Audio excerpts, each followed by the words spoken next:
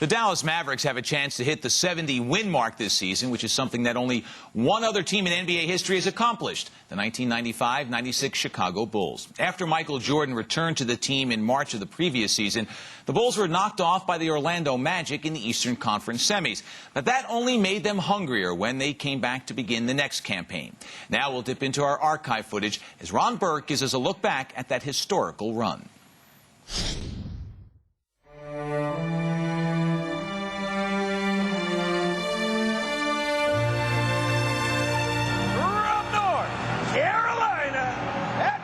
Having Michael back, we felt like that, this was going to be our opportunity to go for it again. You get the tap right, you run your fist side. Here's the pass. Hey! With Jordan and Pippen forming an incomparable core, the Bulls jumped out to their best start in history. Dennis Rodman brought a critical piece to the puzzle as the Bulls now boasted the game's most formidable trio. Carving out a vital presence, Rodman epitomized the meaning of team player. We had a good situation for Dennis to come into. Michael and Scotty were here. He respected those players a tremendous amount. Both of them said, hey, if you and Phil think it's the right thing to do. Got it, Dennis. Got it. That's enough, man. That's enough. But what's unique about this team is that in years past, teams generally have had to take some time to gel as a group. And this year you've added Michael back to the mix, Dennis Rodman as a starter, and they came together so quickly. But even with their star-studded nucleus, the Bulls would demonstrate all season long that winning was a total team effort. What drove us this year was a lot of the players on our team never experienced this type of winning, and not as rapidly as we did. From Randy Brown to Steve Kerr to Judd Boucher. A lot of these guys have been on other teams that have never won. And the bench delivers again. So the motivation was even greater, not just from the starting five, not just from Scottie Pippen, myself, Dennis Rodman, the guys who have experienced it before, but from the guys who were on the bench supporting and coming in and relieving us of minutes. They wanted it more than we did because they've never experienced anything like this in their lives. Some had never experienced the full measure of Michael Jordan. But by the end of November, that too would change. I remember back a game in it was Vancouver. We should have lost the game. We were down 12 points with 6 minutes to go. Michael just said, well, that's enough. I can't let this happen. And all alone, thinking about the shot, thinking about driving. Now drives down to the right side, goes up with the left hand. It's good. Oh, it seems like whenever we're in a tight spot, Michael just turns up the jets a little bit. 12 straight by Jordan. 12 straight. And everybody realized that this guy was back in his full force as, the most dominant player in the game. In early December, the Bulls came home from a long but successful road trip. They continued to run on all cylinders and march through the month. They're styling right now. And the question is now, who can beat the Chicago Bulls team? It's not individual. It's a team situation. And no one demonstrated that better than Jordan and Pippen, as they provided the team's anchor and gave the rest of the league a lesson in winning.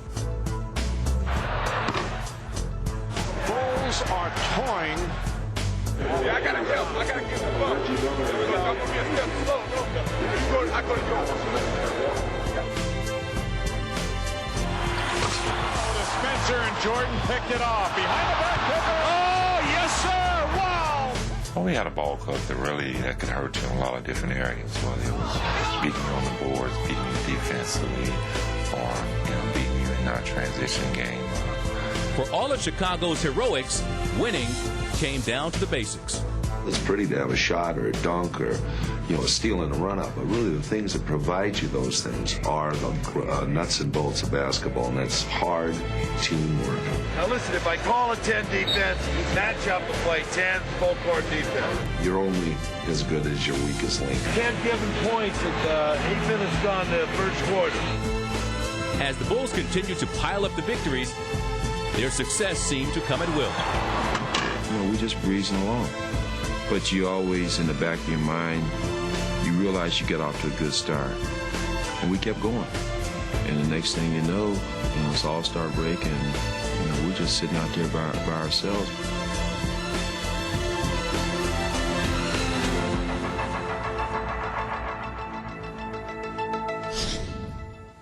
Well, there's a look at that team that went 72-10 in the regular season and beat Seattle for the NBA championship. 33 wins on the road. They were 39-2 at home. That was the first of our three-part series that looks back at those 96 Bulls. We'll have part 2 tomorrow night, and then a special presentation on Wednesday as we show you part 3, along with our exclusive interview with Scottie Pippen as he provides his own recollections about the team.